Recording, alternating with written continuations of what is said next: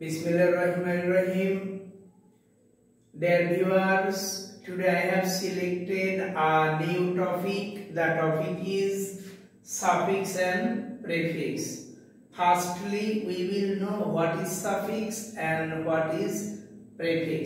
Dear learners, you can see on the whiteboard suffix.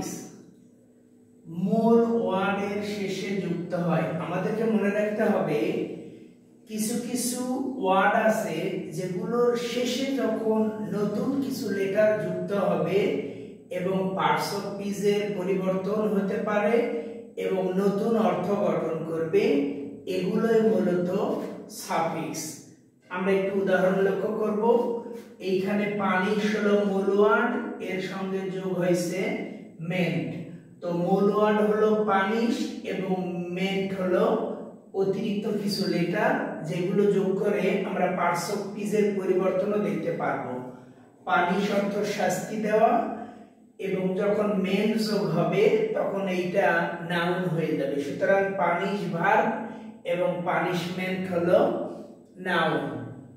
এরকম যখন আমরা সাফিক্স যোগ করব তখন অর্থের পরিবর্তন ঘটবে এবং পার্টস অফ স্পিচেরও পরিবর্তন ঘটবে। ওকে, দেয়ার লার্নার্স, আমরা লক্ষ্য করব প্রেফিক্স। প্রেফিক্সটা মূলত কোথায় যোগ হবে? মূল ওয়ার্ডের পূর্বে যুক্ত হয়। যখন একটা মূল ওয়ার্ডের পূর্বে নতুন কিছু লেটার বা লেটার সমূহ যোগ হবে এবং নতুন করে একটি শব্দ গঠন করবে, যেটার ব্যাপক হারে অর্থের পরিবর্তন ঘটতে পারে, সেটিকে আমরা মূলত প্রেফিক্স হিসেবে বিবেচিত করব। এইখানে ডিস হলো প্রেফিক্স এবং মূল ওয়ার্ড হলো অনেস্ট। তাই অনেস্টের পূর্বে যখন ডি যোগ হবে তখন এটির পরিপূর্ণ অর্থ দাঁড়াবে ডিসঅনেস্ট। অনেস্টের অপোজিট হলো ডিসঅনেস্ট। ওকে ডিয়ার লার্নার্স, আমরা একটু লক্ষ্য করব মোট 8টি পার্টস অফ স্পিচ আছে। 8টি পার্টস অফ স্পিচের মধ্যে root parts of speech, root প্রধান 4টি পার্টস অফ স্পিচ আছে। সেইগুলো হলো নাউন, অ্যাডজেক্টিভ, ভার্ব এবং অ্যাডভার্ব। মূলত সাফিক্স প্রেফিক্সের কার্যক্রমগুলো পরিপূর্ণভাবে সম্পন্ন হবে এই 4টি পার্টস অফ স্পিচ নিয়ে। তো আমরা কিভাবে কোন কোন পার্টস অফ স্পিচের সঙ্গে এগুলো যোগ হবে এবং কোনগুলো সাফিক্স এবং কোনগুলো প্রেফিক্স, এইগুলো আমরা একটু লক্ষ্য করব। ডিয়ার লার্নার্স, কিছু সাফিক্স সমূহ হলো মেন্ট। মেন্ট হলো সাফিক্স, হুড হলো সাফিক্স, টি হলো সাফিক্স, নেস হলো সাফিক্স, ফুল হলো সাফিক্স, ইজম হলো সাফিক্স, শিপ হলো suffix, L Y suffix, down suffix, able suffix, dish suffix, O U S suffix, ইয়ার ইত্যাদি, এগুলো সাফিক্স। তো এইগুলো দিয়ে আমরা একটু নতুন ওয়ার্ড গঠন করব। যেমন অলরেডি আমি একটা বাক্য ওয়ার্ড লিখেছি, পানিশ থেকে পানিশমেন্ট, হুড, চাইল্ড থেকে চাইল্ডহুড, বয় থেকে বয়হুড, এরকম অনেক শব্দ আছে। টিওয়াই, বিউটি, বিউটি, অনেস্ট থেকে অনেস্টি, নেস, কাইন্ড থেকে কাইন্ডনেস, বিউটি থেকে বিউটিফুল, আইএসএম, প্যাট্রিয়ট থেকে প্যাট্রিয়টিজম, শিপ, ফ্রেন্ড থেকে ফ্রেন্ডশিপ, কিন থেকে কিনশিপ, অনেস্ট থেকে অনেস্টলি, কিং থেকে কিংডম, অ্যাডমায়ার থেকে অ্যাডমায়ারেবল, চাইল্ড থেকে চাইল্ডিশ, মেরিট থেকে মেরিটোরিয়াস, ফার্ম থেকে ফার্মার। ডিয়ার লার্নার্স, এই সাফিক্স গুলো দিয়ে আমি যে ওয়ার্ডগুলো বললাম, এই ওয়ার্ডগুলো প্রয়োজন অনুসারে আমাদেরকে বিভিন্ন ক্ষেত্রে বিভিন্ন সেন্টেন্সের বিভিন্ন পজিশনে বসাইতে হবে। ডিয়ার লার্নার্স, আমরা একটু প্রেফিক্স গুলো লক্ষ্য করব।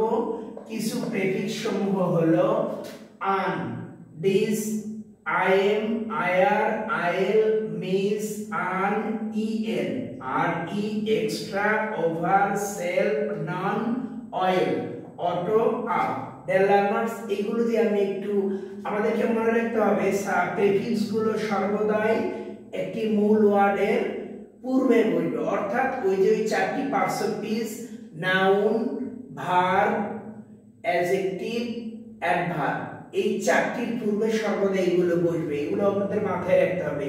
তাহলে আন থেকে হ্যাপি থেকে আমরা আনহ্যাপি করতে পারি, অনেস্ট থেকে ডিসঅনেস্ট করতে পারি, পসিবল থেকে ইম্পসিবল করতে পারি, রেগুলার থেকে ইরেগুলার করতে পারি, লিগ্যাল থেকে ইললিগ্যাল করতে পারি, কন্ডাক্ট থেকে মিসকন্ডাক্ট, বিহেভ থেকে মিসবিহেভ, হ্যাপি থেকে আনহ্যাপি, ডেঞ্জার থেকে এনডেঞ্জার, রেগুলার থেকে ইরেগুলার, অর্ডিনারি থেকে এক্সট্রা অর্ডিনারি, কাম থেকে ওভারকাম, জাজমেন্ট থেকে সেলফ জাজমেন্ট, গভর্নমেন্ট থেকে নন গভর্নমেন্ট, অয়েল থেকে ওয়েলকাম, অটো থেকে অটোবায়োগ্রাফি, আপ থেকে আপগ্রেড। ডিয়ার লার্নার্স, এইগুলো মূলত সাফিক্স এবং prefix to be fluent in English and to build up new word and to know their proper uses in different sentences. You have to acquire proper knowledge about suffixes and prefixes. If you acquire proper knowledge about suffix and prefix, by mercy of Allah, you will be able to build up new sentences with your own skill. For this reason, you have to acquire proper knowledge about suffix and prefix. You can follow my YouTube channel English Therapy by Mizan Sir. On the other hand, you also can follow my FB page, and that name is Grammar Teaching Oil. Stay healthy and happy and pray for me. Allah Hafiz.